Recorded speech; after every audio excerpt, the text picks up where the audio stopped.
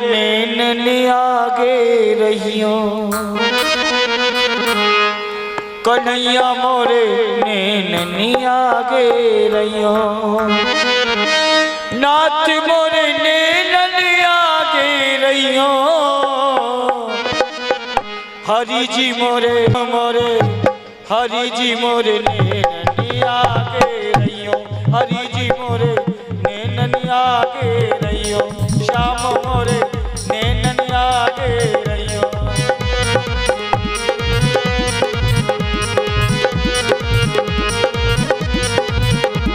कन्हैया मोरे नैनन आगे रहियो, नैनन आगे रहियो, नाथ मोरे नैनन आगे रहियो, नाथ मोरे नैनन आगे रहियो, कन्हैया मोरे श्याम मोरे कन्हैया मोरे नैनन आगे रहियो, कन्हैया मोरे नैनन आगे रहियो, नाथ मोरे नैनन आगे रहियो। जय हो।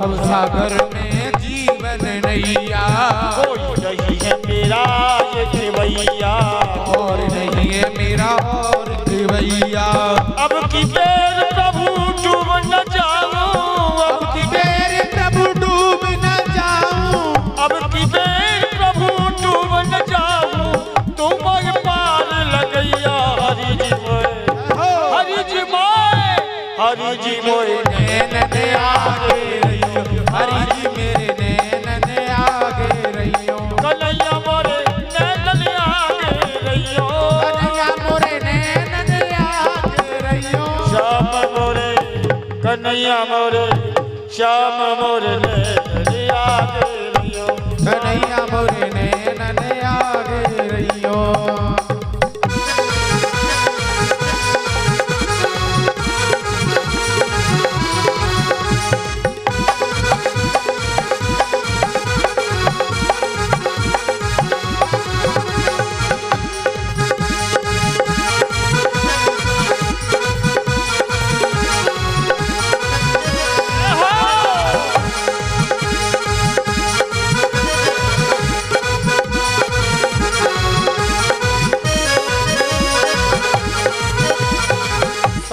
छोड़ तेरे दरियाई, सब दर छोड़ तेरे दर आई, ए मनमोहन तेरे कनाई, ए मनमोहन तेरे कनाई, सर परे की लाज रखो हरि, सर परे की लाज रखो हरि, सर परे की लाज रखो हरि, इस जग की नथैयो, कन्हैया मोरे श्याम मोरे कन्हैया मोरे नैनन आगे रहियो, कन्हैया मोरे नैनन आगे रहियो, हरि जी मोरे नैनन आगे रहियो।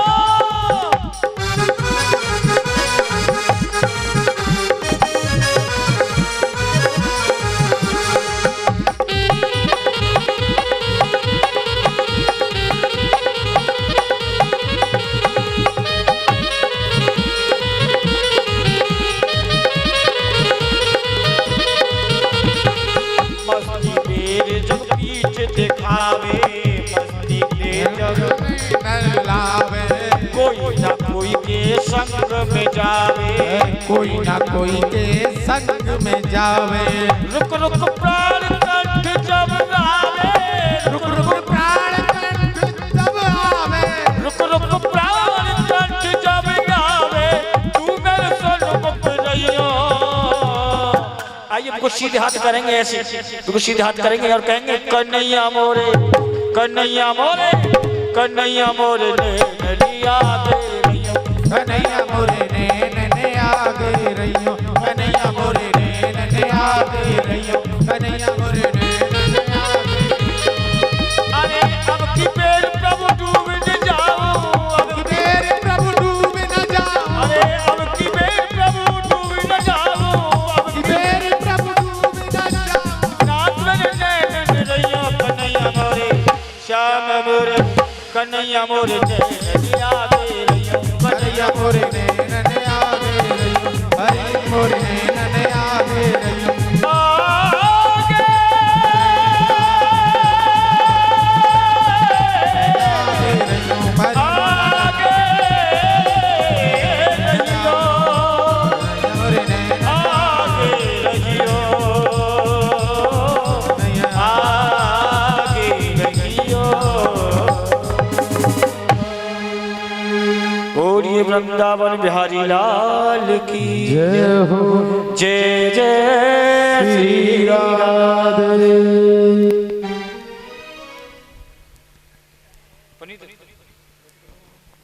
सुदामा जी पुरंदरपुर गुजरात के रहने वाले हैं, पोरबंदर के।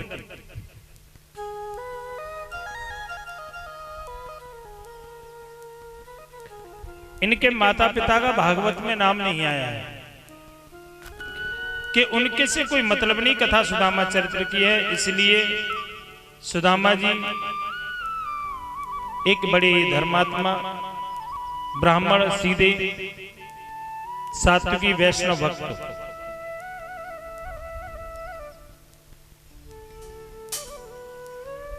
ऐसे ही पत्नी जिसका नाम है सुशीला,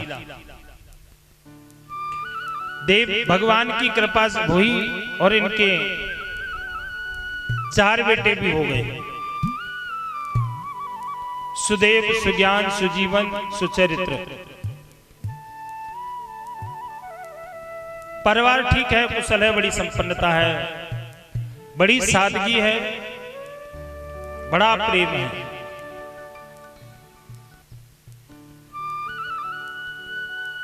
सुदामा जी नित्य प्रति कथा कहते हैं और पूरा परिवार, 4 बच्चे और पत्नी स्वयं बैठ जाती है श्रोता बन करके, कथा सुनती है, कीर्तन होता है। शास्त्र कहता है जिस घर में कीर्तन होता हो, भगवान की वार्ता होती हो, गृह का स्वामी, घर का मालिक कथा कहे और अन्य लोग उस कथा को सुने। वो घर नहीं बताया, बैकुंठ बताया, बड़े आनंद के साथ में रहते हैं, रोज कीर्तन होता है। एक दिन की बात है, सुशीला ने कहा गुरुदेव, वो पतिदेव, कीर्तन किया, बच्चे लेट गए, आसन है जमीन पर, उसी पर लेट गए और सोने के लिए जा रहे हैं। पत्नी सो रहे हैं। सोते हुए पत्नी ने पति से कहा,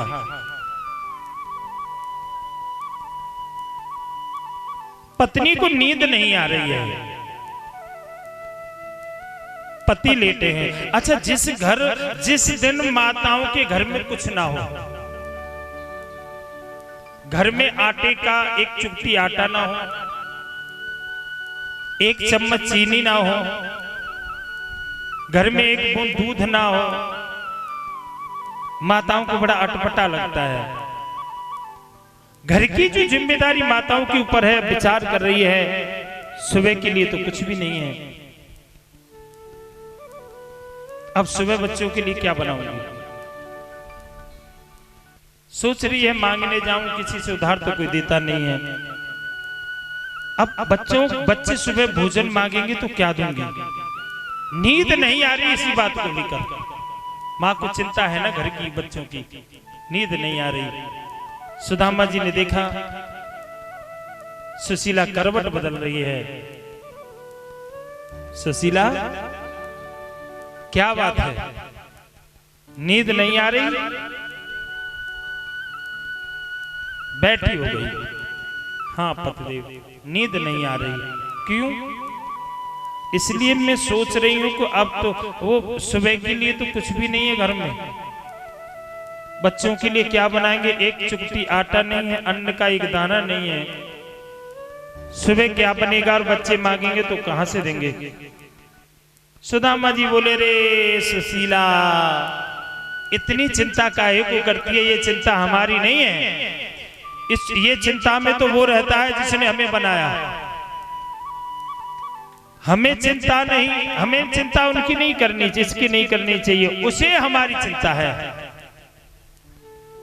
नीली छतरी वाला सबको देख रहा है। और सुन देवी, तो इतने मैं बता रहा हूं कि वो जगाता भूखा जरूर है, लेकिन किसी भी व्यक्ति को सुलाता भूखा नहीं सुलाता।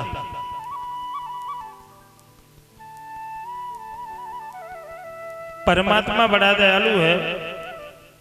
अरे हम तो उसका कीर्तन करते हैं, जो पाप कर्म करता है ना उसको भी भोजन दे देता है। जेल में जो लोग जाते हैं ना, कैसे काम करके जाते हैं जेल में? पाप कर्म करके जाते हैं, गलत कार्य करके,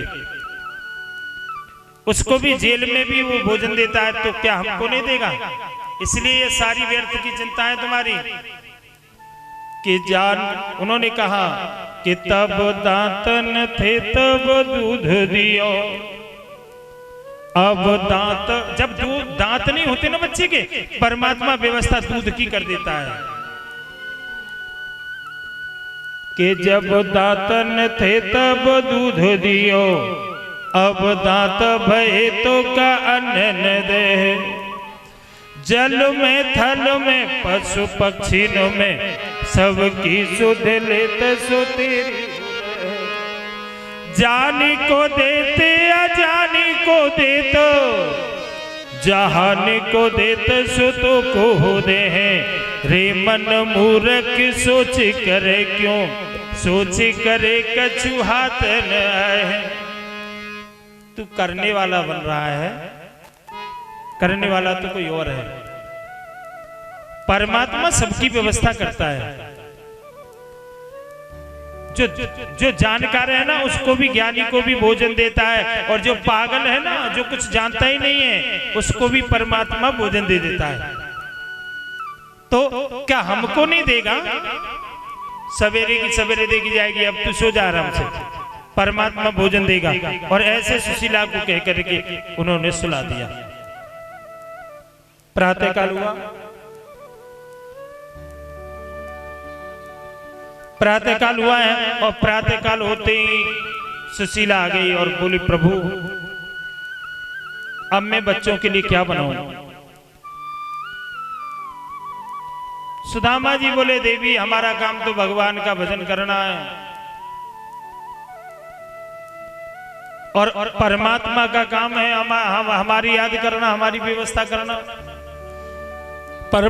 परमात्मा दयालु जरूर है, जगाता जरूर भूखा है, लेकिन सुलाता नहीं है, जरूर देगा। भगवान का कीर्तन करते करते 6 प्राणियों को पूरा दिन निकल गया। शाम हो गई, शाम को कीर्तन हुआ, भूखे प्यासे सो गए। प्रातःकाल हुआ, पत्नी कहने लगी, प्रभु कुछ ले आओ। सुदामा जी कहने लगे, देवी देख परमात्मा जरूर व्यवस्था कर देगा कुछ न कुछ। अब तुम मेरी बात समझ रही है? गरीबी ऐसा होता है, ऐसा अभिशाप होता है गरीबी। जब गरीबी आ जाती है ना किसी व्यक्ति पर, उसे उसके घर के क्या, उसके रिश्तेदार कोई भी नहीं पहचानता गरीब व्यक्ति को।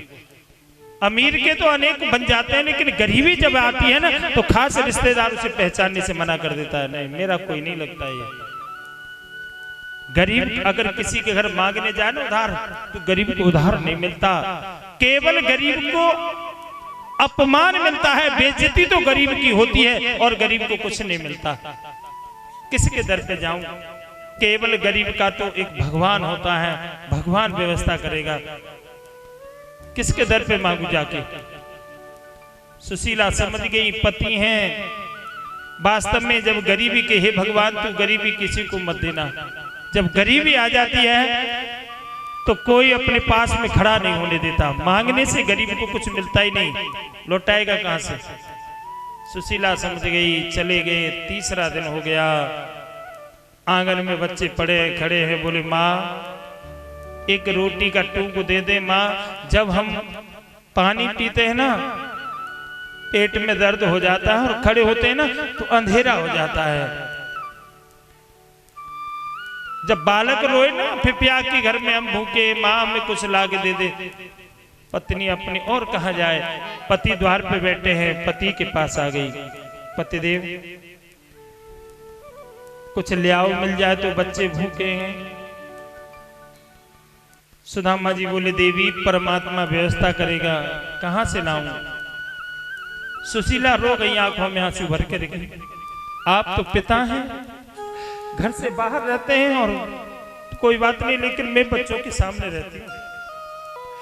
और आज जैसे बच्चे हाथ जोड़ करके आंखों में आंसू भर करके रोते हैं ना, माँ हम मर जाएंगे, हमें एक रोटी का टुकड़ा दे दो। हे पतिदेव मेरे पर सहन नहीं होता, मेरे कलेजा के टुकड़े टुकड़े होते हैं, मैं मजबूर हूं प्रभु, पतिदेव कहीं से ला दो। जैसे सुशीला रोई ना बच्चों को याद करके मर जाएंगे भूखे, रोते ही बच्चे, मेरा कलेजा फटता है जब बालक हाथ जोड़ करके रोते, मैया एक रोटी का टुकड़ा दे दे। जैसे ही सुशीला आंखों में आंसू भर के रोई, सुदामा जी खड़े हो गए और हाथ जोड़ करके आंखों में आंसू भर लाए और डबडब आ गई, रो गए। मान लो सुदामा जी, देवी मैं सबसे बता रहा हूं, मुझे जीवन में किसी का साथ नहीं मिला, मुझे मिला है साथ तो मेरी पत्नी सुशीला का मिला। मैं जानता हूं जब से भी तुम मेरे साथ ब्याह के आई, मेरे पे जैसा बना मैंने तुम्हें खाने के लिए दिया, तुमने खाया, और जैसा भी मैंने पहना, जैसा भी टूटा फूटा मुझे मिला मैंने तुझे पहनाया, कभी मेरे से कोई इच्छा प्रकट नहीं की। हे भगवान मुझे मेरा साथ मिला तो मेरे सुशीला का साथ तूने दिया, मैं इसका बड़ा आभारी हूं। सुशीला ये गरीबी नहीं और कोई भी महान दुख होता हो, वो दुख आकर के मेरे पे आ जाए मैं सहन कर लूंगा, सब दुख सहन कर लूंगा, लेकिन तेरी सौगंध खा रहा हूं। जब मेरी सुशीला जैसी पत्नी मेरे सामने आंखों में आंसू भर के रोती है, सुशीला मैं तेरी सौगंध खा रहा हूं, मैं तेरे आंखों के आंसू नहीं देख सकता, मैं सारे दुख सहन कर लूंगा, लेकिन तेरे आंखों के आंसू नहीं देख सकता। तो रोवे मत, चाहे मुझे कुछ भी करना पड़ जाए, भीख मांगनी पड़ जाए, मैं तेरे बच्चों की पूर्ति कर दूंगा। मैं सुशीला ने देखा कि मेरे आंसू से पति दुखी हैं, दुखी हो गए, आंसू पहुंच लिए और रो गई, प्रभु क्या करूं। वो बच्चों की जब रोते हैं ना बच्चे, वो दशा मेरे पर देखी नहीं जाती, इसलिए आज मेरी आंखों में आंसू आ गए, मैं कल ले आऊंगा। 4 दिन हो गए बच्चों को भूखा। 5वें दिन सुशीला आ गई, प्रभु कुछ मिल जाए तो ले आओ। सुदामा जी बड़ी अधीर हैं। मेरे भाई बहन इस गरीब की हालत को तो एक गरीब होगा ना वो ही समझ पाएगा कि अब सुदामा जी किस अवस्था में होंगे उस समय। जब गरीबी किसी पे आ जाती है ना, पैसा की अत्यधिक आवश्यकता होती है, तो वो कई बार आदमी सोचता है कि वो अमुक व्यक्ति मेरा मित्र है, उससे जाके पैसा मैं मांगूंगा और वो देने में सामर्थ्य दे भी देगा, और व्यक्ति मांगने के लिए भी चला जाता है और व्यक्ति मिल भी जाता है, लेकिन स्वाभिमान के कारण कई बार लोग मांग नहीं पाते, मांगते हुए भी मांग नहीं पाते। सुदामा जी मांगने के लिए तो जाते हैं, लेकिन कहते हैं अगर मैं मांगूंगा तो यही कहेगा बड़ा विद्वान बनता था, आएगा बने हुआ पर भीख मांग रहा हूं, सब मेरी अपमान करेंगे। मांगने जाते हैं लेकिन मांग नहीं पाते। सुशीला दौड़ी आई, प्रभु कुछ मिला, मना कर दिया।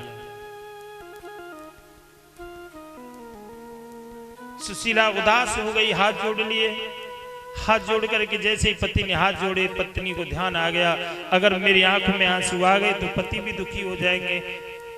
खड़ी खड़ी देख रही है सुशीला, आज कैसे भी बच्चों को रख ले, कल को मैं ले आऊंगा। 6ठा दिन हुआ है, 6ठे दिन हुआ और 6ठा दिन सुशीला आ गई, प्रभु कुछ ले आओ। सुदामा जी बोले मेरी माला झोली दे दे, मैं भीख मांग लूं, कम से कम भीख मांग के भी अगर प्राण बच जाए तो प्राणों की रक्षा कर लेनी चाहिए। ये शरीर, ये प्राण नहीं देने चाहिए ऐसे, पर ये जीवन बार बार नहीं मिलता मेरे भाई बहन। ये मनुष्य का जो शरीर है हर बार नहीं मिलता, इसलिए इस प्राणों की रक्षा करनी पड़ेगी। अगर ये प्राण भीख मांग कर भोजन करने से बच जाए तो भीख मांग लो, आपत्ति काले मर्यादा नास्ति। प्राणों पर जब बाजी लग रही हो, भूख पर जब बात आ रही हो तो भीख मांग ले, नहीं तो भीख मांगना बड़ा निंदनीय कर्म है। भीख नहीं, उसे भिक्षा कहते हैं। जिस घर से जितनी तुम्हारी पूर्ति हो उतने ही धन इकट्ठा करो। पूर्ति से ज्यादा अगर धन इकट्ठा करेंगे उसे भीख कहते हैं, और जिससे आज पूर्ति उधर की हो उसे भिक्षा कहते हैं। केवल पेट की पूर्ति इतना ही मांगे उसे भिक्षा कहते हैं। भीख उसे कहते हैं जो ज्यादा मांगे, भूखा है नहीं फिर भी वो भीख मांग रहा है। 1 किलो का खर्चा है और मांग रहा है 20 किलो, वो भीख है। भीख भी मांग लूंगा। आज सुदामा जी आ गए, सुशीला आवाज लगाई, सुशीला सुशीला सुशीला निकल के आई, मेरी माला झोली और खुर्ची दे दे, मैं जा रहा हूं कहीं मिल जाए तो। सुशीला ने सुदामा जी की तरफ देखा, सुदामा जी से कहा, सुदामा जी पतिदेव आज आपको पता है कौन सा त्योहार है आज? सुदामा जी तो भूल गए कौन सा त्योहार है। अरे जिसके घर खाने के लिए एक अन्न ना हो उसके क्या दीपावली और क्या दशहरा, उसके लिए तो सब दिन बराबर। आज खाने के लिए भी अन्न नहीं है, ब्राह्मण भूल गया कौन सा त्योहार है। उन्होंने कहा देवी मुझे पता नहीं है। उन्होंने कहा आज का रक्षाबंधन है, और ब्राह्मणों का प्रधान त्योहार होता है रक्षाबंधन। सब बनाएंगे रक्षाबंधन, किसके द्वार पे भीख मांगेंगे? सब लोग यही कहेंगे कि ने भिखारी पे आज भी बैठ के ना खाओगे, ये भीख मांग रहे हैं, कहाँ जाओगे भीख मांगने, किसके दर पे मांगेंगे? सुशीला हाथ जोड़ करके बोली, जब मेरे 5 दिन से बालक भूखे प्यासे पड़े हैं तो 1 दिन और हो जाएगा, आज और रख लूंगी, जैसे भी रुकेंगे, लेकिन हे पतिदेव आज आप किसी के घर मत जाओ भीख मांगने के लिए। सुदामा जी से जब मना किया तो सुदामा जी का बहुत शरीर दुबला हो गया है, चौखट पकड़ करके, और जैसे वो पीछे को घूमे दुर्लभ और आंखों में आंसू भर ला कि सुशीला रो गए सुदामा जी, और चबूतरे के कोने पर बैठ गए। मेरी पत्नी वास्तव में सुशीला है। हे भगवान, जीवन में साथी मिले तो सुशीला जैसा मिले। बैठ गए। सुशीला ने किवाड़ बंद कर ली और 4 बच्चों को लेकर के बैठी है, बीच में बैठ गई, कथा सुना रही है, कह रही है भैया आज बाहर मत निकलना तनक भी। क्यों?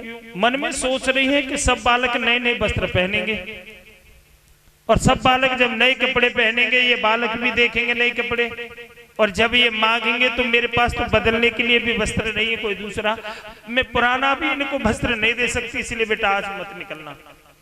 ये भी सोच रही है कि सब पूरी पकवान खाएंगे, अगर बच्चों ने किसी को पूरी खीर खाते हुए देख लिया, मेरे बालक भी खीर और पूरी मांगेंगे, मैं कहां से लाके दूंगी, इसलिए आज मत निकलना।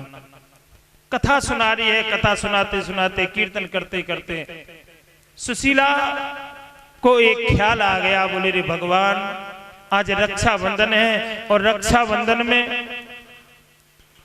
बहन अपने भाइयों के हाथ में राखी बांधती है और ये कहती है कि मेरे भाई की लंबी आयु हो। हे भगवान तूने 4 मुझे बेटे दिए, ये तो बहुत अच्छा किया, लेकिन एक बहुत बुरा किया मेरे संग। अरे तूने मुझे 4 बेटे दिए, गरीब बेटे दिए, एक गरीब बेटी और दे देता, जैसे भूखे प्यासे समय ये काट रहे हैं वो बेटी भी काट लेती। कम से कम मेरे बेटाओं के हाथ में राखी तो बांधती, और ये तो कहती कि मेरे भाइयों को लंबी आयु दे भगवान। अरे पैसे वालों की तो अनेक बहन बन जाती है, मुझे गरीब की तो कोई बेटी भी नहीं बनेगी, इनकी कोई बहन भी नहीं बनेगी। हे भगवान एक गरीब बेटी और दे देता तो राखी तो बन जाती, त्योहार बन जाता। रो रही है सुशीला, सुदामा जी बाहर बैठे रो रहे हैं। हे भगवान आज का त्योहार है और ब्राह्मणों का त्योहार है, और ब्राह्मणों का त्योहार और ब्राह्मणों का त्योहार तो नहीं मनेगा आज अगर हमारी एक बेटी होती तो हमारे बेटाओं को राखी बांध देती और कहती भगवान मेरे भाइयों को लंबी आयु दे, हमारा भी त्योहार मन जाता। वैसे तो बेटी तो हर किसी जाति की नहीं होती, बेटी सबकी बेटी होती है, चाहे वो ब्राह्मण हो चाहे क्षत्रिय। बेटी भारत की जो कन्या है ना वो सबकी बेटी होती है। हमारी तो कोई बेटी भी नहीं बनेगी। गरीब के पास में कोई खड़ा होना पसंद नहीं करता तो कौन हमसे नाता ने बनाएगी, कौन हमसे संबंध बनाएगी। पिता पुत्र भाई बहन का कोई नहीं आएगी ना, रो रहे भगवान एक बेटी और दे देता। देखिए गांव छोटा हो चाहे बड़ा, गांव में हर प्रकार के लोग रहते हैं, अच्छे भी रहते हैं और बुरे भी रहते हैं। हर गांव में मिलेंगे। 2-4 बड़े बूढ़े समझदार थे, उन्होंने वो 2-4 इकट्ठे होकर के बोले बहन बेटियों से, अरे लाली सुदामा पंडित जी के 4 बेटा हैं और उनके कोई बेटी नहीं है, बेटा उनको राखी बांध दी है, बालकन को वर्ष दिना को त्योहार मन जाएगा। 4 बहनों से जब कहा, अच्छा बहन तो लालायत रहती है अपने भाई के लिए, उन्होंने कहा इससे बड़ा अवसर कहाँ मिलेगा। अरे जिस बहन को एक भाई मिल जाए तो संसार की सारी वस्तु मिल जाए, और जिस बहन को और 4 भाई मिले वो अपने को कितना धन्य समझती है। सबसे बड़ा गहना, सबसे बड़ा धन पीहर का भाई होता है। और भाई अगर बहन से तनक भी अपशब्द बोल दे महाराज उसका कोई ठिकाना नहीं, रोती। बहन भाई ना हो जिस बहन के, वो अपने को धिक्कारती है। 4 भाई मिल रहे हैं, बड़ी प्रसन्न है, भाई मिल रहे हैं ना हमें। 4 बहन राखी लेकर के पंडित जी के द्वार पे, पंडित जी तो दुखी होकर बैठे रो रहे हैं, गर्दन नीचे की है। ताऊ जी राम राम। सुदामा जी ने राम राम ले ली। ताऊ जी वो हमारे सुज्ञान सुजीवन सुचरित्र वो हमारे भैया कहाँ हैं? सुदामा जी रो रहे हैं बैठे बैठे, क्या करोगी उनका? अरे आज का रक्षाबंधन है ताऊ जी, वो राखी बांधने के लिए आए हैं। जैसे ही 4 बहनों ने सुदामा जी को राखी दिखाई, सुदामा जी ने देखा 4 देवियां दरवाजे पे खड़ी हैं। ये कन्या नहीं, इसीलिए हमने आज समझा हूं कि ये कन्या नहीं है, भारत की देवी है, इसीलिए भारत पूजता है इनको। ये किसी जाति बंधन में नहीं बंधती। आज मुझ गरीब के घर अपने भाई बनाने के लिए 4 बेटी आई हैं। 4 देवियों को जब देखा तो सुदामा जी चबूतरा से कूद पड़े और 4 बेटियों को अपने हृदय से लगाकर रो गए। बेटी मेरे पास कोई खड़ा होना पसंद नहीं करता और तुम मेरे घर आई हो अपना मेरे बेटाओं को अपना भाई बनाने के लिए। कभी किस बेटी को देखते हैं और फिर हृदय से लगाते हैं, फिर रो जाते हैं। बारी बारी से यही समय 4 बहनों को देख रहे हैं, रो रहे हैं सुदामा जी। आवाज लगाई, अरे सुज्ञान सुजीवन, अरे तुम्हारे 4 भाई आ गए हैं, 4 बहनें आ गई हैं, राखी बंधवा लो। जैसे ही सुशीला ने सुना, जो सुशीला रो रही थी बेटी के लिए, उसने देखा कौन आ गया मेरे बेटाओं को बहन बन के बेटाओं की। तब सुशीला बाहर निकल के गई तो दरवाजे पे 4 देवियां खड़ी हैं और 4 देवियों को देख करके सुशीला कैसे करे, रो गई। धोती का ठोक तो दबाया, दांतों तले और ठाड़े होकर के रो रही है। अब मैं क्या करूं? इनका तुम्हें सम्मान भी नहीं कर सकती। इन्होंने कितना मेरा सम्मान किया है, मेरे घर चल के आई है। अब सुशीला कुछ भी नहीं कह पाती है, बिल्कुल बावरी सी खड़ी है। 4 भाई दरवाजे पर आ गए, चबूतरा पे खड़े हैं, 4 बहन नीचे खड़ी हैं। 4 भाइयों ने आगे हाथ कर दिए हैं 4 बहनों के, और बहनों ने निकाल के राखी बांध दी। राखी तो बांध ली, लेकिन सुज्ञान जो था ना वो सबसे बड़ा बेटा था, समझदार भी था। बहनों से राखी तो बंधवा ली और हाथ जोड़ करके बहनों के सामने रो गया और कहने लगा, री बहन मैं सत्य बता रहा हूं, जब कोई बहन अपने भाई के हाथ में राखी बांधती है तो भाई कुछ न कुछ दिया करता है, कुछ न कुछ दिया करता है अपनी बहनों के लिए। लेकिन हम बहन तेरी सौगंध खा रहे हैं, सौगंध खा रहे हैं,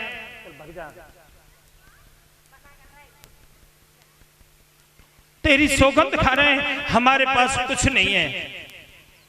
अब तुझे सत्य बताए, हम तुझे कुछ नहीं देंगे। और दे कहां से? तुझे बताए हमें 6 दिन हो गए और 6 दिन से हमने और हमारे माँ बाप ने अन्न के दर्शन नहीं किए हैं। अब तू ये बता, जब हम के 6 दिन से हैं तो हम राखी बंधाई दें तो दें क्या? बहन हमें क्षमा कर देना, हमारे पास कुछ नहीं है। जैसे ही सुज्ञान रोया ना, बहन ने अपनी कंठ से लगा दिया और बहन भी रो गई। बाप रे, इसका मतलब तो ये है हम तुझे राखी बांधने के लिए आए तो इसलिए आए कि हमें धन देगा भैया। बहन रो गई, सुज्ञान तेरी सौगंध खा रही हैं। हम बहनों को भाइयों से कुछ भी नहीं चाहिए, हमें नहीं चाहिए तेरा धन, बस हमें तो बहन को तो अपने भाई का प्यार चाहिए। जब हम ससुराल से आती हैं हाथ जोड़ के राम राम कर लेते हैं भाई, और ये पूछ लेते हैं बहन तुम ठीक हो? राजी खुशी अगर भाई हमसे पूछ लेता है ना, तो हर बहन को ऐसा लगता है कि एक जन्म की नहीं जन्म जन्मांतर की राखी बंधाई दे दी। जब हम ससुराल से आया करेंगे, हमारी राजी खुशी भी पूछ लिया करोगे ना। कभी कभार जब कहोगे कि बहन कैसी हो, एक जन्म नहीं सुज्ञान, हमें लगेगा कि हजारों जन्म जन्मांतर की तूने राखी बंधाई दे दी। हमें कुछ नहीं चाहिए। चारों बहनों ने, चारों भाइयों के आंसू पहुंचे और बहनें तो चली गईं। सुज्ञान अंदर, सुदेव अंदर, सुशीला अंदर, सुदामा जी बाहर बैठे हैं। कितना मेरा सम्मान किया है। हे देवियों, मैं तो तुम्हारा ऋणी हो गया हूँ। सुदामा जी बार बार उन देवियों की आकृति निहारते हैं चारों की, और चारों को देख करके फिर याद करके फिर रो जाते हैं। मेरा कितना सम्मान किया है, मेरे पास में कोई खड़ा होने नहीं देता, मेरे पास में कोई खड़ा नहीं होता, मेरे घर चल के आई। पूरा दिन सुदामा जी कन्याओं की याद कर करके रोते, कभी खुश होते, कभी रो जाते। रात हो गई, 7वें दिन मांगने के लिए गए। जिस गांव में जा रहे हैं उसका एक माननीय व्यक्ति है, और माननीय व्यक्ति का एक ही बेटा था, मर गया। चल है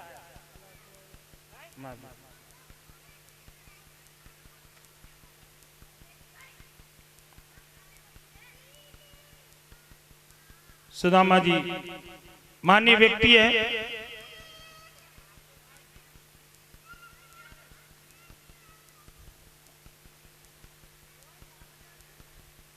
सुदामा जी जा रहे, नहीं मिला, वापस लौट आए। सुशीला दौड़ी आई, कुछ मिल गया। सुदामा जी ने मना कर दिया, रो गई। प्रभु अब हद हो गई, अब तो हद हो गई। अब मेरे पे सैन्य नहीं है महाराज, मुझे नहीं पता कैसे लाओगे, कहां से लाओगे, क्या करोगे। आज अब तो मुझे ला के दे दो, मुझे लाओ, कैसे लाओगे, क्या करोगे। देखिए, जब से मैं ब्याह की आई मैंने तुमसे कोई इच्छा प्रकट नहीं की, लेकिन अब नहीं, मुझे मेरे पे रहा नहीं जा रहा। क्या करोगे कुछ मुझे पता नहीं, लेकिन बच्चों के लिए लेके आओ। सुदामा जी समझ गए कि ऐसी वाणी तो कभी बोली नहीं सुशीला, अब ये बोल रही है। तो उन्होंने कहा देवी, में बच्चों के मुंह में आके बोल रही है, मैं देवी शाम को मांग लाऊंगा, थोड़ा कीर्तन हो रहा है, कीर्तन में हो आऊं। देखिए, पत्नी का धर्म बनता है कि पति सत्कर्म करने के लिए जाए तो उसका सहयोग करे। कथा कराने के लिए जा रहा हो पति, तो माताओं को कभी भी विरोध नहीं करना चाहिए। जो माताएं विरोध करती हैं ना, रौरव नरक में जाती हैं।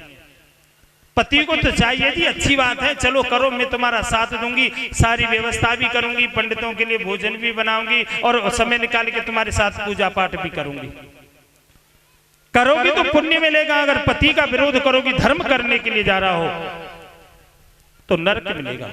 हाँ, अधर्म अगर करता हो पति तो विरोध करो, धर्म है, कोई बात नहीं। गलत मार्ग पे पति जा रहा है तो उसे रोको, किसी प्रकार से रोको, कोई भी यत्न करो, लेकिन उसे पथभ्रष्ट होने से रोकिए। लेकिन पति सत्कर्म करने के लिए जा रहा है तो विरोध मत करो, उसका सहयोग करो। कीर्तन करने जा रहा है, अब मैं कैसे मना करूं कि आप कीर्तन करने, प्रभु चले जाओ, लेकिन थोड़ा बच्चों का ध्यान रखना। अब गए कीर्तन में, और कीर्तन में जाकर के महाराज कीर्तन के बिल्कुल उल्टा कर दी, उल्टे हो गए। कीर्तन का उल्टा क्या बनता है? कीर्तन शब्द का उल्टा कर दो तो क्या बनेगा? नर्तकी बना, और नर्तकी माने नाचने वाला, नाचने वाली, नर्तकी बन गए। नाच रहे, झूम रहे, अब पता नहीं कहां बेटा, कहां क्या है, कुछ नहीं पता। मस्त होकर के कीर्तन। उधर बैकुंठ में बैठे लक्ष्मी जी और भगवान विष्णु। लक्ष्मी जी बोली, तुम कैसे भगवान हो, कैसे दीन बंधु हो, कैसे दीनानाथ हो। वैसे करुणा के सागर, दीन बंधु, दीनानाथ, भक्त वत्सल, काहे के भक्त वत्सल हो तुम। कैसा मस्त होकर के कीर्तन कर रहा है, जरा इसके घर देख लो। रहने के लिए फूस नहीं है झोंपड़ी पे, खाने के लिए अन्न नहीं, 7 दिन से बच्चे भूखे, स्वयं भूखा, पत्नी भूखी, पहनने के लिए कपड़े नहीं, मस्त होके कीर्तन कर रहा है। वैसे बनते दीनानाथ। जब ठकुरानी पड़ी ना ठाकुर पे, ठाकुर राजी थे ना माने। अगर ठकुरानी जब घुघिया के परे का, तब तो कल आके खुले नहीं ना खुले। ठाकुर जी ये तनकु चिंता ना, जब ठकुरानी पड़ी ना, तुम कैसे दीन बंधु, कोई नाम लेने वाला नहीं होगा तुम्हारा। ऐसे ही काम करे ना तुमने, कोई नहीं पूछेगा तुम्हें, कोई नाम नहीं लेगा तुम्हारा। वैसे दीन बंधु बनते हो, दीनानाथ बनते हो, काय के दीनानाथ हो। मस्त होकर कीर्तन करा। पत्नी को देखो कैसी दशा है उसकी, बच्चों को देखो आंगन में पड़ा है, फिर भी मस्त होकर कीर्तन तुम्हारा कर रहा है। जब ताने मारे ना लक्ष्मी जी ने, भगवान भी घबरा गए। उन्होंने कहा देवी मैं क्या करूं, मैं क्या करूं, जब ये मेरे पास ही नहीं आ रहा है तो। उन्होंने कहा हाँ मैं ये भी देख रहा हूं, ये तुम्हारे पास नहीं आ रहा, ये सारे लोग तुम्हारे पास दौड़े दौड़े आ रहे हैं, लेकिन ये व्यक्ति नहीं आता है। क्यों नहीं आ रहा है? उन्होंने कहा इसलिए नहीं आ रहा है, इससे मेरे 2 नाते हैं। एक तो भक्त और भगवान का। भक्त भगवान के घर, शिष्य गुरु के घर कभी भी 24 घंटे कभी भी आ सकता है। लेकिन दूसरा नाता मित्र का है। मित्र भी आ सकता है, लेकिन यहाँ फर्क इतना है कि एक गरीब मित्र है, एक अमीर मित्र है। गरीब मित्र अमीर मित्र के घर इसलिए नहीं आ रहा है कि मित्रता में बट्टा लगेगा। सब लोग ये कहेंगे गरीब सुदामा कृष्ण के यहाँ गया तो एक धन के लोभ से ही गया, इसलिए आगे जो लोग मित्रता करेंगे अमीर लोगों से, वो धन के लोभ से ही किया करेंगे, धन के लोभ से ही किया करेंगे। इसलिए मित्रता में बट्टा न लगे, इसलिए सुदामा जी नहीं आ रहा। लक्ष्मी जी ने कहा हाँ ये तो ठीक है, गरीब अमीर के घर आएगा तो आगे भी मित्रता ऐसे ही करेंगे कि अमीर लोगों से मित्रता गरीब इसीलिए करेंगे धन की तरफ से। और सुदामा जी का उदाहरण देंगे। इसलिए लक्ष्मी जी ने कहा वो तो ठीक है, लेकिन अमीर मित्र गरीब के घर चला जाए तो, अमीर मित्र गरीब के घर चला जाए तो बट्टा लगेगा। भगवान बोले नहीं लगेगा। फिर तुम क्यों नहीं चले जा रहे? जब वो नहीं आ सकते तो तुम तो जा सकते हो। वैसे दीनानाथ दीना बंधु जब कही ना ताने मारे, लक्ष्मी जी ने बुद्धि सेंटर में आई। उन्होंने कहा तो फिर देवी हम अब चलते हैं। अब तो ब्राह्मण का वेश धारण किया, वैकुंठ को छोड़ करके भगवान आ रहे हैं। कहाँ? मृतलोक में, पुरंदरपुर में आ गए और ब्राह्मण का वेश धारण करके आवाज लगाई दरवाजे पे, अरे पंडित जी हैं क्या? सुशीला ने आवाज सुनी, निकल के आई। दरवाजे पे ब्राह्मण खड़ा है, प्रणाम किया ब्राह्मण देवता के लिए। उन्होंने कहा पंडित जी हैं क्या घर पे? उन्होंने कहा जी पंडित जी तो यहाँ पे नहीं है। बोले अच्छा कहाँ गए हैं? बोले कि वो गए कहीं के बाहर, कितनी देर में आएंगे? पता नहीं, कह के तो गए जल्दी आऊंगा। बोले चलो कोई बात नहीं, आ जाएंगे जब मिलूंगा। चबूतरा पे मैं बैठा जा रहा हूँ, यहाँ एक चबूतरे के कोने पे बैठ गए। बैठ के ही झोली को रखा, झोली को रख करके ब्राह्मणी की तरफ हाथ जोड़ करके बोले ब्राह्मणी आपसे एक प्रार्थना करूं, मैं बहुत दूर से चल के आया हूं, बहुत दूर से चल के आया हूं और चल करके मैं भूखा हूं। तुम्हारे घर एक आध रोटी रखी होगी बच्चों से, एक रोटी दे दो, बड़ी जोर की भूख लगी है। सुशीला दरवाजे पे खड़ी थी, धोती का ठोक लिया और दांतों तले दबा करके रो गई। बोले भगवान तू कैसी कैसी मेरी परीक्षा लेगा, मेरी कैसी परीक्षा लेगा? आज मेरे पास कुछ साथ थे, शेष नहीं था, शेष था तो अतिथि धर्म था और अतिथि धर्म भी नष्ट हो गया। आज अतिथि अपने मुंह से एक रोटी मांग रहा है, मैं रोटी भी नहीं दे सकी। सुशीला रो गई, टप टप आंसू गिर रहे हैं और भगवान की तरफ देख करके रोई। हे ब्राह्मण देवता, आप एक रोटी की बात कह रहे हैं तो आपको मैं बता रहा, थोड़ा मेरे घर की तरफ देख लो, बच्चों पे खड़ा नहीं हुआ जा रहा है। आज 7 दिन हो गए मेरे बच्चों को, मुझे और मेरे पति को, हमने अन्न के दर्शन नहीं किए हैं। तुम एक रोटी की बात बताओ, आप हमें क्षमा कर लो, हमारे पास कुछ नहीं था, अतिथि धर्म बचा था, वो भी आज नष्ट हो गया। आज हमें क्षमा कर दीजिए, हमारे पास कुछ नहीं है, हम नहीं दे पाएंगे। और जैसे ही सुशीला रोई ना, और जैसे ही घर को दिखाया, बच्चों को दिखाया, भगवान की भी आंखों में आंसू आ गए, रो गए। आंसू पहुंचे, धन्य सुदामा तेरे लिए कोई भी इच्छा प्रकट मेरे नहीं की आज तक। उन्होंने कहा चलो कोई बात नहीं, मैं दूसरे घर खा लूंगा, लेकिन मैंने सुना है इनका मित्र है कन्हैया कृष्ण द्वारिका वाला, उनके पास क्यों नहीं भेज देती हो? मैं तो जा रहा हूं ब्राह्मणी, मेरी बात मानो ना भाभी जी, उनके पास भेज दो। हाँ, और मित्र की परीक्षा कब होती है? मित्र की परीक्षा कब होती है? लाला तू बैठ जा, तू यहाँ ते ज्यादा सेवा मत कर, सांझ है रही है, अब इतना प्यार से कोई ना नेका तो कष्ट होंगे उन्हें।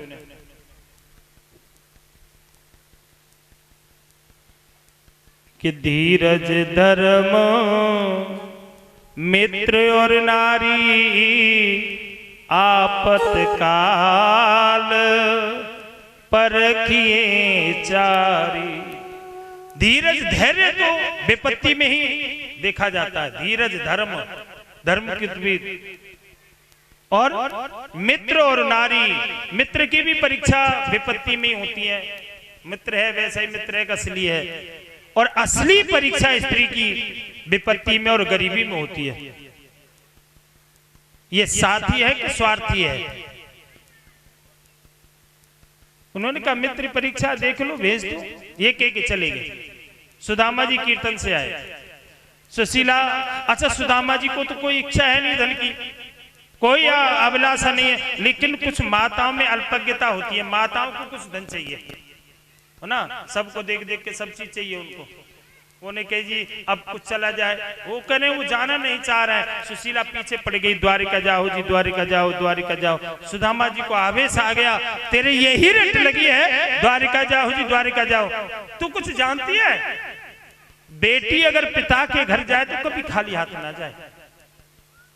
बेटी अपने पिता के घर खाली हाथ ना जाए, शिष्य अपने गुरु के घर जाए तो कभी खाली हाथ ना जाए, और मित्र एक मित्र के घर जाए तो कभी खाली हाथ ना जाए, कोई न कोई भेंट में कुछ न कुछ ले जाए। तेरे कुछ है? क्या ले जाऊंगा मैं? मेरे पीछे पड़ी है, द्वारिका जाओ जी, द्वारिका जाओ। अरे वो मेरा मित्र है, क्या ले जाऊंगा?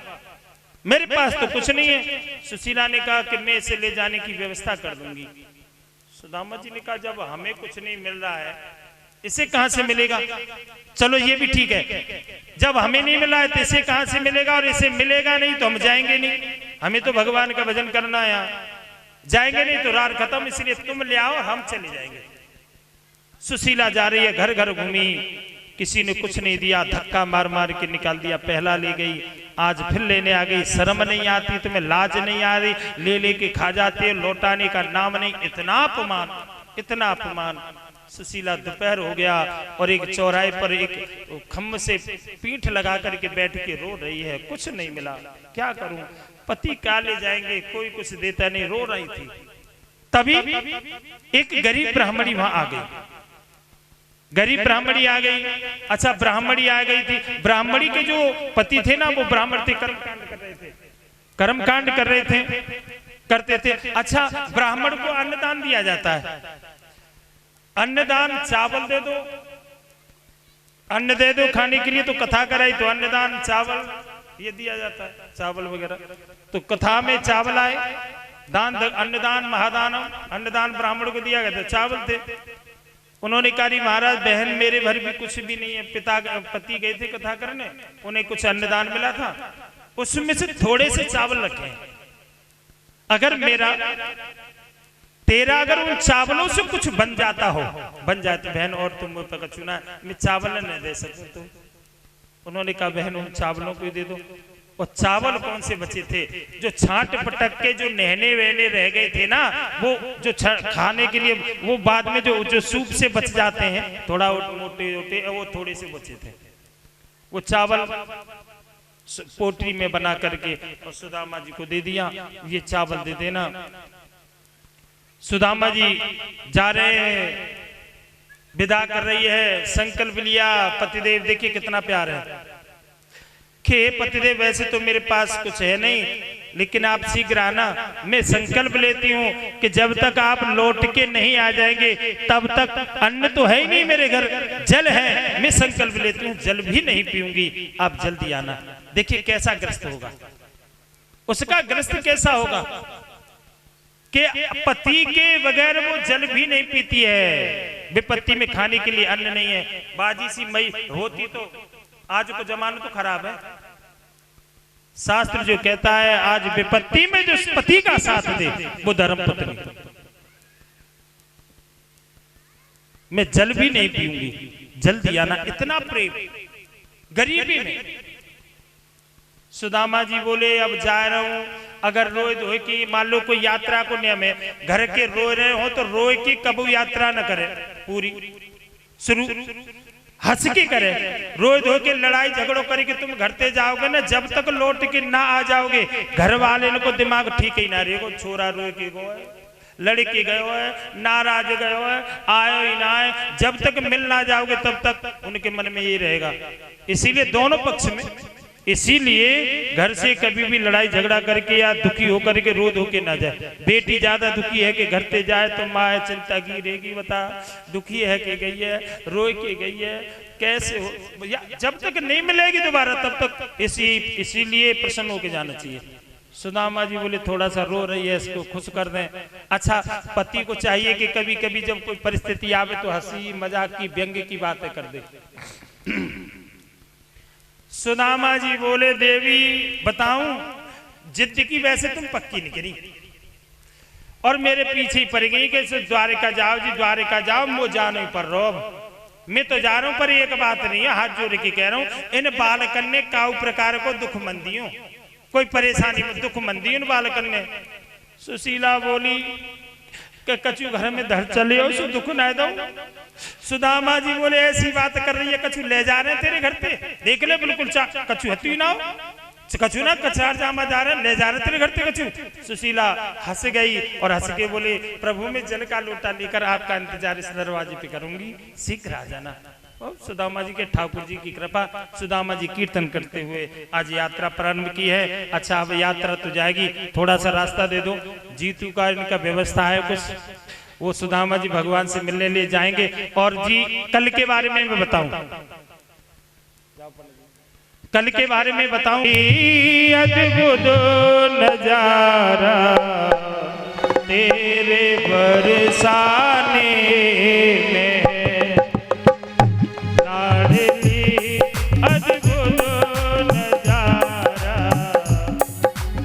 बरसाने में है लाडली अद्भुत नजारा। पंडित जी रे बरसाने में है, वृंदावन बिहारी लाल की जय। देखिए अब सुदामा जी पधारेंगे, कहाँ है सुदामा जी, आ रहे हैं, जल्दी लाओ, तब तो ऑडियो प्रोग्राम सभी जय हो। ठाकुर जी तो मोछना बारो दिख रो है, जय जय ले आन दो, बहुत सुंदर कुर्सी लाओ, पधारो। अरे कहाँ हो, गाना चला दो, सुदामा जी के लिए हो तो दाढ़ी में बना क्या ही दिखो, तो बैठा कुर्सी दे यार।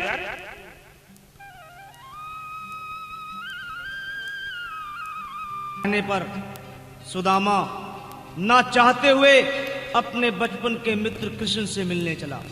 द्वारकाधीश के महलों के अंदर जाने का प्रयास किया तो द्वारपालों ने रोका। किधर जाता है? सुदामा ने प्रार्थना की, ऐ द्वारपालो,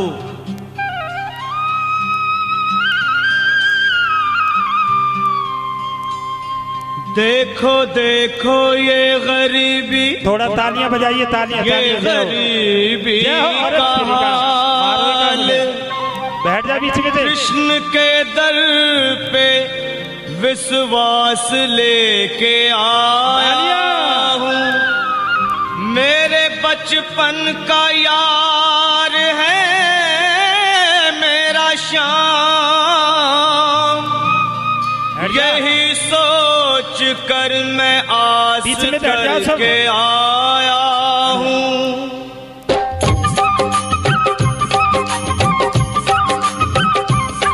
अरे द्वारपालो कन्हैया से कह दो, अरे द्वारपालो उस कन्हैया से कह दो के दर पे सुदामा गरीब आ गया है, के दर पे सुदामा गरीब आ गया है। हाँ, भटकते भटकते न जाने कहाँ से, भटकते भटकते न जाने कहाँ से तुम्हारे महल के करीब आ गया है, तुम्हारे महल के करीब आ गया है। अरे द्वारपालो कन्हैया से कह दो के दर पे सुदामा गरीब आ गया है, के दर पे सुदामा गरीब आ गया है। जय हो भैया की तालियां तालियां।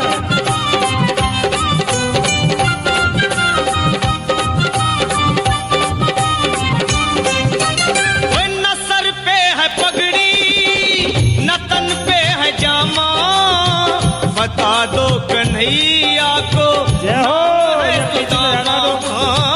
बता दो कन्हैया को नाम है सुदामा, हाँ, बता दो कन्हैया को नाम है सुदामा। न सर पे है पगड़ी न तन पे है जामा, बता दो कन्हैया को नाम है सुदामा हो। न सर पे है पगड़ी न तन पे है जामा, बता दो कन्हैया को नाम है सुदामा हो। बता दो कन्हैया को नाम है सुदामा। बस एक बार मोहन से जा कर के कह दो, तुम एक बार मोहन से जा कर के कह दो कि मिलने सखावत नसीब आ गया है, के दिल सखावत नसीब आ गया है। हाँ, अरे द्वारपालो कन्हैया से कह दो के दर पे सुदामा गरीब आ गया है, के दर पे सुदामा गरीब आ गया है।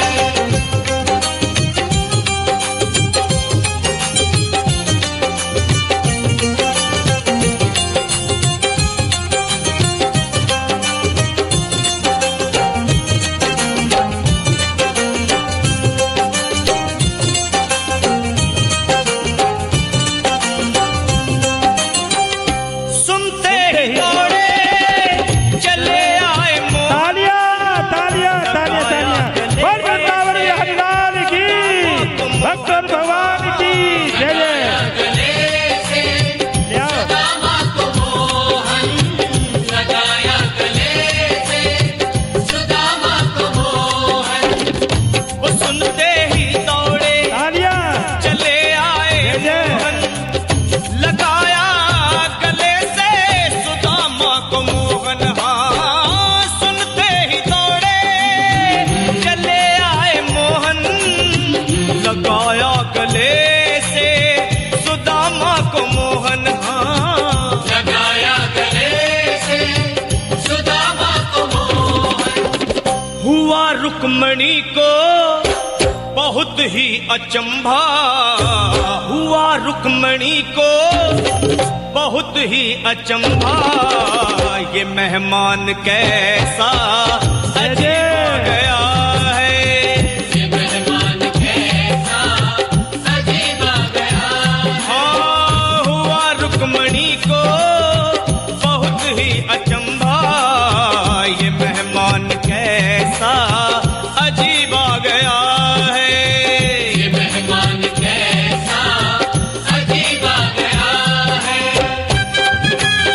जय जय।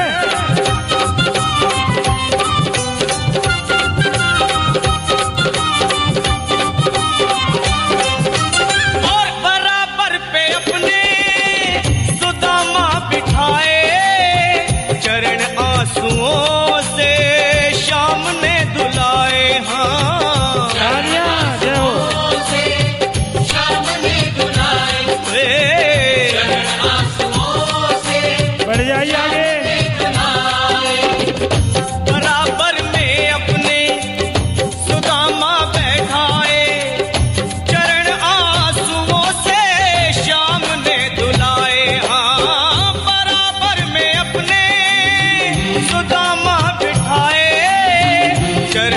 आंसुओं से प्रभु ने धुलाए, हाँ चरण आंसुओं से प्रभु ने धुलाए। न घबराओ प्यारे जरा तुम सुदामा, न घबराओ प्यारे जरा तुम सुदामा, खुशी का समा तेरे करीब आ गया है, खुशी का समा तेरे करीब आ गया है। न घबराओ प्यारे जरा तुम सुदामा, न घबराओ प्यारे जरा तुम सुदामा, खुशी का समा तेरे करीब आ गया है, खुशी का समा तेरे करीब आ गया है, खुशी का समा तेरे करीब आ गया है, खुशी का समा तेरे करीब आ गया है। न घबराओ प्यारे जरा तुम सुदामा, न घबराओ प्यारे जरा भी सुदामा, खुशी का समा तेरे करीब आ गया है, खुशी का समा तेरे करीब आ गया है, हाँ खुशी का समा तेरे करीब आ गया है, खुशी का समा तेरे करीब। तालियां तालियां सुदामा कृष्ण के लिए, बोलिए भक्तवत्सल भगवान की। देखिए, जिनको भी अपनी दरिद्रता का नाश करना है, जिन्होंने भी चावल और ये दे दिए हैं वो ठीक है, नहीं जो रह गए हों वो दे सकते हैं। इसलिए सुदामा जी कृष्ण भगवान को विदा कर रहे हैं, क्योंकि अब समय नहीं है, थोड़ी देर पीछे ठाकुर जी को जाने दो बीच में से, क्यों समय नहीं, आगे कथा पढ़नी है। ठाकुर जी अब प्रस्थान करो, चलो निकल लो, धीरे धीरे पीछे जाओ। अब इसके बाद में ये कथा सुनाई, एक लोग जैसे दो लोग जैसे वैभव कर दिए हैं, तीसरी मुट्ठी प्रसाद बंटवा दिए हैं, और इसी के साथ जो कथा सुनाई है सुदामा चरित्र के बाद में कथा सुनाई, और इसके बाद में अर्जुन और सुभद्रा हरण की कथा सुनाई। देखिए, बलराम तो दुर्योधन के साथ अपनी बहन का विवाह करना चाह रहे थे, लेकिन कृष्ण भगवान चाह रहे थे अर्जुन के साथ विवाह करना, और सुभद्रा भी अर्जुन को चाह रही थी।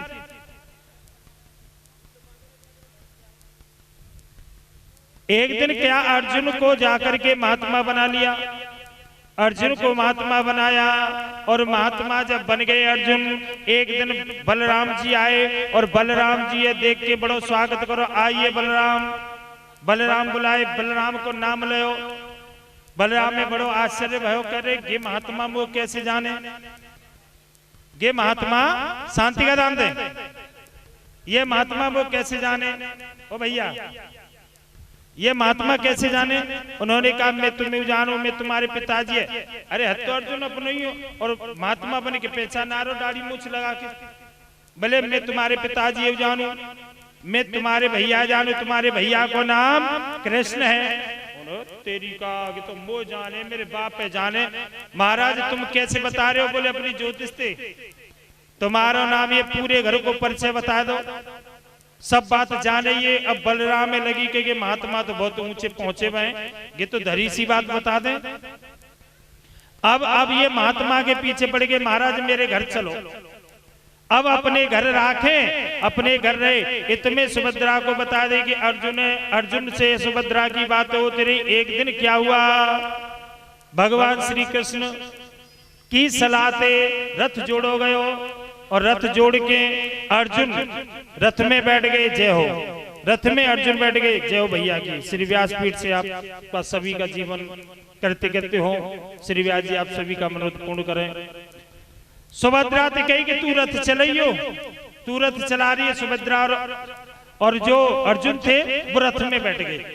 रथ में बैठ गए, रथ लेके चले गए। अर्जुन भगवान बलराम बोले के भाई दुर्योधन से ब्याह करूंगा, अपनी बहन को तैयारी है नहीं। इतने में अर्जुन बोले भैया ब्याह कहाँ करोगे, वो जो महात्मा हतुनाओ तुम लाए कह ले के, वह घर में तुमने जो महात्मा राखो और वो महात्मा तो हमारी बहनें लेके भाग दो, हमारी बहनें लेके चलो। और वो कौनो अर्जुन था, वो छुप के रहता था। और बलराम ने कही अरे चलो वहां ने हमारे संग में ऐसा करो, हमारी बहनें हरण करके ले गो। चलो अब उन्होंने पीछे से सेना लेके चढ़ाई कर दी। कृष्ण भगवान आगे गए, आगे जाके बोले बाबा भैया अब लड़वे को समय ना है, अब हमारो ही जब सिक्का खोटो हो तो दूसरे ने का दोष देंगे। बलराम बोले मतलब क्या अर्जुन हरण करके ना ले जा रहे हो, सुभद्रा ही हरण करके ले जा रही है, देख लो अपनो ही सिक्का खोटो, अपनी छोरी लेके जा रही है, काऊ के छोरा है तो हम का कह सके। अब बलराम ने देखी रे वास्तव में कि तो हमारी लाली हमारी बहनी रथ चला रही है और अर्जुन तो पीछे बैठो। बलराम और कृष्ण दोनों लौट आए। जब बहनी ऐसो कर रही है तो अब हम कैसे कहा लड़े, काकिस करें। इसलिए सुभद्रा हरण नहीं, अर्जुन का हरण करके सुभद्रा ले गई। ये कथा सुनाई। इसके बाद में भस्मासुर की कथा सुनाई। भस्मासुर भगवान शंकर को बड़ो एक भक्त। अब इनने कही कि जाए तू आशीर्वाद दे देगो, सिर पे हाथ धर देगो, कोई भस्म है जाएगो। एक दिन मैया पार्वती और भोले बाबा कहूँ जा रहे, चेलाओ भोले बाबा को निकल जा बेटा मैं आशीर्वाद दे रहा हूँ, जाके सिर पे हाथ धर के भस्म कह दे, वो भस्म है जाएगो। एक दिन जब ये आशीर्वाद दो तो मैया पार्वती देख के बोलो रे पार्वती या तू बाबा के संग श्यापन वारे के संग भूत प्रेतनों को राजा, इतनी सुकुमारी तू या के संग काहे को रे।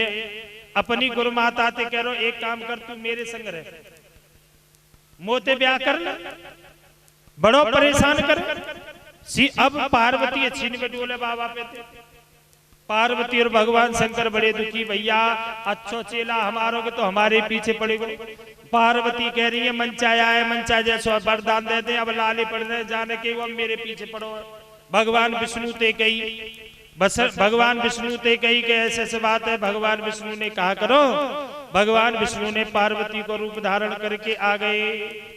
भोले बाबा के पीछे पड़ रहे भस्म करवे को, सोई पार्वती बन के आ गए। बोले रे भैया भस्मासुर तू बाबा के पीछे काय ऊपर रो, मैं तो वैसी राजी हूं तो ब्याह करवे या बाबा थे तो वैसी दुखी हूं। दिन भर भांग घोटा और शमशान भरी भूत प्रेतन में रात भर नींद ना आवे, मैं तो बड़ी परेशान खा में खाया तो काय लड़ रो मैं कब मैं आ बाबा ते राजी ना हूं। पहनवे को या पेन, खावे को या पेन, रहवे को या पेन, झोपड़ी नहीं, झोपड़ी नहीं, मैं तो यहाँ परेशान हूं। बस बाबा की एक चीज बढ़िया है, एक चीज बढ़िया है, जबकि नाचे ना है।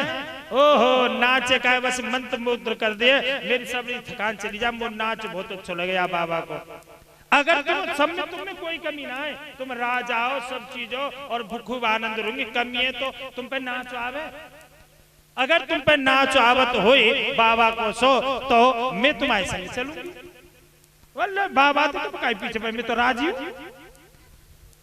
बोले बाबू बोलो भस्मासुर जी मुंह पे तो सब चीज आवे पर एक नाच वही ना आवे। तुम सिखा देगी तो नाच ले करेंगे, सिखा देगी तो सीख जाएंगे। बोले नाच में कहा है जो जी नाच बहावत में ना है, नाच में कहा है नाच वो तो हम सिखा देंगे। बोले सिखा दे तो बोले एक हाथ लो, या हाथ धरो यहाँ, या हाथ धरो सीधे हाथ यहाँ और मारो ठुमका, नाचे वो। सो भस्मासुर ने एक हाथ धरो यहाँ और दूसरा हाथ धरो यहाँ और सो हाथ धर के नाच रहे। बोले सुनो या बाबा के संग जीवन नहीं करेगो मेरे रेत रेत, या की एक बात साची ना सब झूठी, सब झूठी कपोल कथा या को ना ये कुछ साची। जन कितनी बार कितने ने कह दिए कि तू भस्म कह दे करियो सो भस्म है जाएगा, एक को ना भो और ना माने। तुम्हें बता रही हूँ गुप्त रहस्य, तुम गुप्त रहस्य और तुम जाके और यहाँ में यूं करो भस्म भस्म भस्म ने को ना कुछ भी करेगो। भस्मासुर बोलो जय हो, अरे जय हो देवी। भस्म भस्म करो कुछ ना हो, ऐसी वान देखी ऐसे ठुमका मारो, सिर पे हाथ धरी राखो अपनो और बोलो भस्म भस्म भस्म। सोई भस्म है गो 3 बार में सोई लूट कट गई। अब भस्म है गो भस्म करके ये कथा सुनाई। और या के बाद में जो कथा सुनाई है वो भस्मासुर के बाद में जो कथा सुनाई वो कथा सुनाई है यादवों के श्राप की। यादव कृष्ण के नाती बेटा, एक दिन मैंने कथा सुनाई पहले दिन के ब्राह्मणों के पास गए, नकली पत्नी बना के पेट पे तय और कपड़ा बांध के बाबा आके गर्भवती का होगो। सो पंडितों की हंसी उड़ाने लगे। उन्होंने कहा इसके गर्भ से मूसल पैदा होगा, इसके गर्भ से मूसल पैदा होगा, मूसल पैदा होगा। ये का जब कहा तो मूसल ही पैदा हुआ। इसी से यदवंश लड़के नष्ट हो गए, सारे यादव लड़के। केवल एक बेटा बचो इनको, एक बेटा अजनाब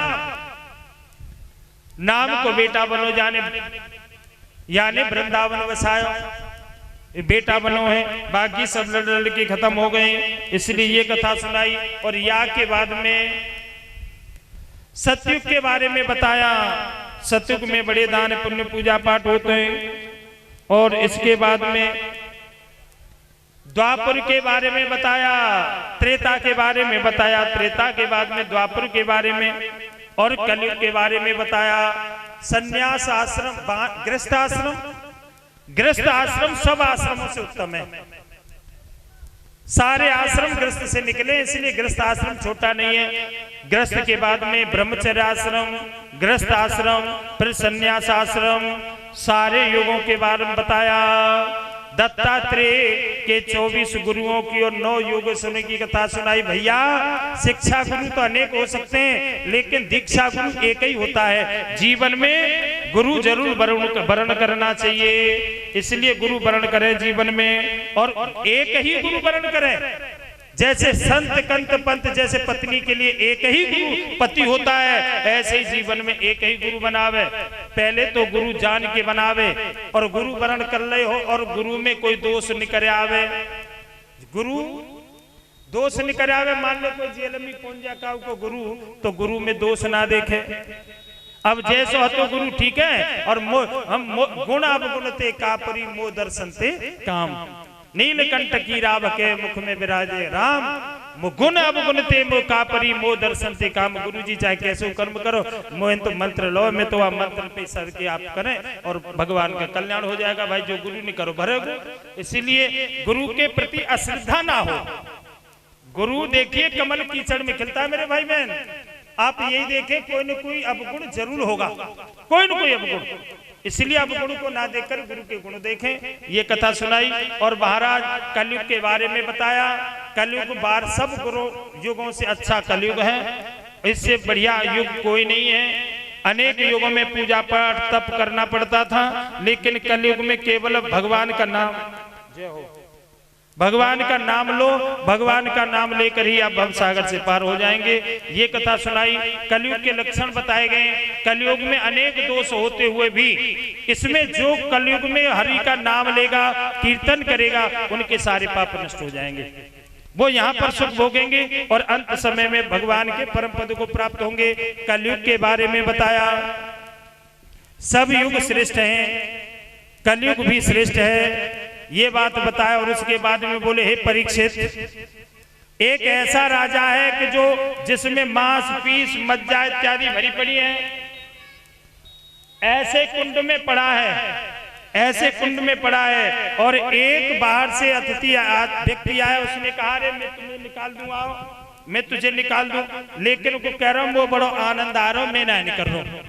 अब परीक्षित ने जैसे कहा मैं नहीं निकल रहा हूं, तो परीक्षित कहवे लगे कि ऐसा मूर्ख राजा कौन होगा जो ऐसे मांस पीप इत्यादि के वो तालाब में पड़ा है और वो निकलने का नाम नहीं ले रहा है। उसने कहा, ऐसा मूर्ख राजा है तू। 7 दिन से मैं तुझे कथा सुना रहा हूं, फिर भी जिज्ञासा बढ़ाता ही जा रहा है। सूर्य छुपने के लिए जा रहा है। और सुन, सर्प तक्षक आएगा। अब इसलिए तुझे कोई भी प्रश्न करना हो, कोई भी इच्छा हो, तू प्रश्न कर। उन्होंने कहा, गुरुदेव मुझे कोई भी इच्छा नहीं है। तो बोले, सुन, देखिए 1 बरस गुरु शिष्य प्रश्न करता है और गुरु उसका उत्तर देता है, लेकिन एक वर्ष शिष्य प्रश्न करता है और गुरु उसका उत्तर देता है, लेकिन एक वर्ष में एक दिन ऐसा आता है कि गुरु प्रश्न करता है और उसका उत्तर शिष्य देता है। जानते हो वो कौन सा दिन होता है? परीक्षा का। साल भर पढ़ावे गुरु, जो कुछ पूछे को चेला है बतावे उत्तर देगो, लेकिन एक दिन प्रश्न करता है परीक्षा में गुरु और उसका उत्तर शिष्य देता है। तो मैं तुझे पूछता हूं, हे परीक्षित, क्या तुम मरोगे? परीक्षित कहने लगे, गुरुदेव मैं तो आत्मा हूं और आत्मा कभी मरी नहीं है, कूटस्थ होती है, निर्लेप होती है, निर्विकार होती है, काटने से कटती नहीं, जलाने से जलती नहीं, गलाने से गलती नहीं।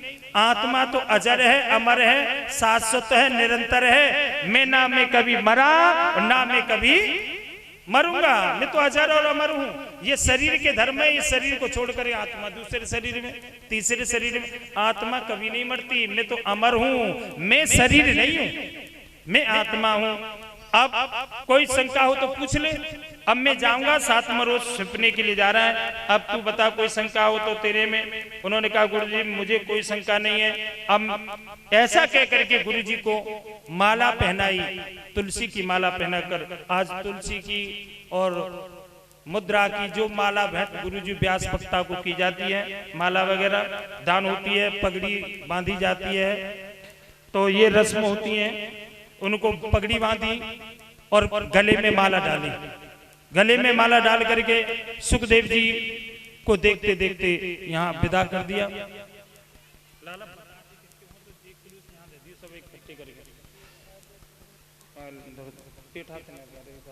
के बाद में तक्षक आया, गुरुजी चले गए, तब तक परीक्षित की आत्मा परमात्मा में लय हो गई, आत्मा परमात्मा में लय हो गई। और पार्थिव शरीर, वो शरीर जो था वो मिट्टी का ढेर था। बैठे में आके तक्षक ने डंक मारा, उससे पहले ही परीक्षित की आत्मा परमात्मा में लय हो गई। ये कथा सुनाई। इसके बाद में इनका बेटा है जन्मेजय। जन्मेजय ने सिंह में, ऐसा कुछ लोग बताते हैं बल्लमगढ़ के पास, वैसे और दूर भी गुजरात में भी बताते हैं, और कुछ लोग हस्तिनापुर में बता रहे हैं, हस्तिनापुर की तरफ। यहाँ जाकर उन्होंने यज्ञ किया है और यज्ञ में हजारों हजारों सर्पों के वो उनके झुंड के झुंड स्वाहा। जिसने काटा था ना, जो तक्षक नाग सर्प था, वो डर के मारे इंद्र के सिंहासन से लिपट गया। जब इंद्र के सिंहासन से लिपटा, जन आ ही नहीं रहा है। जन्मेजय ने कहा, अरे गुरुदेव ब्राह्मण लोगों ये बताओ ये तक्षक कहाँ छुपा है अपनी ज्योतिष से। उन्होंने तक्षक को देखा, ज्योतिष से कि कहाँ है? बोलो स्वर्ग में इंद्र के सिंहासन से लिपटा है।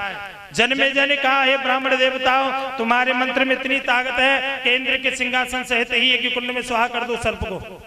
हाँ, ब्राह्मणों ने मंत्र बोले और इंद्र का सिंहासन उठ के चला।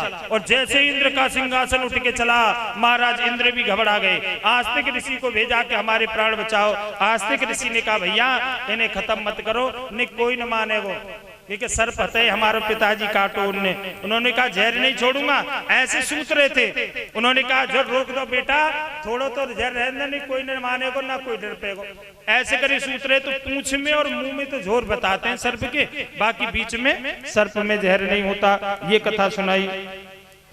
इसके बाद कलयुग के बारे में बात बताई। भैया कलयुग में 821 वर्ष शेष रह जाएंगे, तब भगवान कलयुग का अवतार होगा।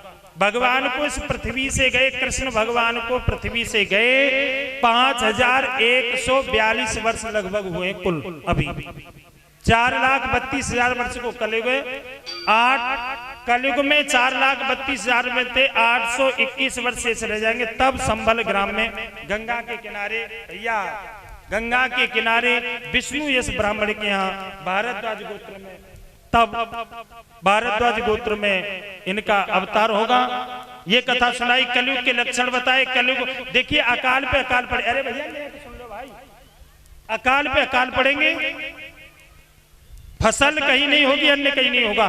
कहीं तो बहुत ज्यादा वर्षा होगी, कहीं वर्षा होगी नहीं। कहीं बहुत गर्मी पड़ेगी, कहीं गर्मी पड़ेगी नहीं। कहीं दिन ही दिन होगा और कहीं रात ही रात होगी। प्रकृति का सारा संतुलन खराब हो जाएगा। वर्षा से अन्न मर जाएगा, सूखा से अन्न मरेगा। अन्न का एक एक रोटी के पीछे लड़ाई हो जाएगी, मार काट कर देंगे। एक रोटी किसी पे दिख जाएगी, ऐसी भुखमरी पड़ेगी। ये सोना आभूषण श्रृंगार नहीं होगा माताओं का। जो सोना वगैरह पहनती है ये कोई नहीं पहनेगी आगे चलकर, केवल बाल ही श्रृंगार होंगे। कोई तो घुट मुट कटवावे, कोई जूड़ा बांधेगी, कोई हिप्पी कटे, ऐसे रे, बाकी कोई श्रृंगार इनका होगा नहीं बालों के अलावा। सोना चांदी कोई पहनेगा नहीं। अकाल पे अकाल पड़ेंगे, भूख बहुत लगे करेगी, और महाराज आदमी को कद बहुत छोटा हो जाएगा। ये एक झोझुरू के पेड़ के नीचे भी आराम कर लिया करेगा, बहुत कद छोटा हो जाएगा। सतयुग में, त्रेता में रावण 7 हाथ को, अपने 7 हाथ को, अब कलयुग में तुम 3.5 हाथ के हो। ऐसी इनकी आयु कम, लंबाई कम हो जाएगी। तब कोई नहीं, और भूख बहुत लगे करे। माताएं कथा में से उठ के रोटी खाया करेंगी 2-3 बार, जब कथा सुनी करेंगी कथा कम हुआ करेगी। 7 वर्ष की अवस्था में माताओं बच्चे को जन्म दे दिया करेंगी, माँ बन जाया करेंगी 7 साल की। लास्ट 20 और 25 वर्ष की, 20 वर्ष को बूढ़ो है जाएगो, ज्यादा से ज्यादा जीवेगो 25 वर्ष तक जीवेगो ना। ये आयु बताई। कहूं अन्न होगो ना, अधर्म ज्यादा होगो, मानन माता पिता ने देवा, सास की तनक इज्जत नहीं होगी, है ना। बड़ा मन में कुछ नहीं कराऊं, सब मामला गड़बड़ हो जाएगा, ये गड़बड़ हो जाएगा। और जब अधर्म होगा तब भगवान का अवतार होगा, है ना। तो अन्न कहीं होगा नहीं, केवल एक ही जगह है, यहां अकाल नहीं पड़ेगा। दुनिया में कहीं अन्न नहीं होगा, केवल एक जगह है जहां अकाल नहीं पड़ेगा, अन्न होता रहेगा। बताऊं वो कौन सी जगह है? जहां अन्न होगा बाकी अन्न नहीं होगा। सबको रोटी मिलेंगी, अन्न नहीं, रोटी नहीं मिलेंगे, वो लोग पता नहीं क्या क्या खा खा कर अपना जीवन गुजारेंगे। रोटी जहां अन्न होगा ना, वो जगह कौन सी है? वो तहसील खैर, तहसील खैर से लेकर के गभाना, बुलंदशहर और बुलंदशहर और अलीगढ़ से लेकर के प्रयागराज तक, यानी यमुना और गंगा के बीच में जो भी टापू है, गंगा यमुना के बीच में, यहाँ तो होता रहेगा। इनके बीच में तो अन्न होगा, बाकी दुनिया में कहीं अन्न नहीं होगा। बोलो वृंदावन बिहारी लाल की। पृथ्वी में कहीं स्वर्ग है तो वो खैर है। महाराज सारी सुविधा आपके यहाँ है, और यही अन्न होगा, और यही वृंदावन है। गंगा यमुना के आपका कल्याण होगा। बता दें, ऐसे ही भजन करते रहोगे, कीर्तन करते रहोगे तो आपका कल्याण है। नहीं भगवान के तुम गुरु ना लगो, और आए के दुष्टन के लिए भगवान फिर अवतार लेंगे। भगवान का भजन करोगे तो मार लेंगे, नहीं मार देंगे। बोलो सच्चिदानंद भगवान की। जो लोग एक भी दिन कथा सुनने के लिए नहीं आए हैं, उनके लिए अब मैं 7 दिन की कथा कह रहा हूं। इसके बाद आपको पूजन करना पड़ेगा, और पूजन करके आप प्रसाद लेकर यहाँ से जाएं। आज का प्रसाद आशीर्वाद होगा। 10 मिनट केवल शांति से सुन लें। और ये बालक जीतू फूल डोल बना रखा है, एक बैतुल है भैया, माइक बारी बंद कर रहे हैं।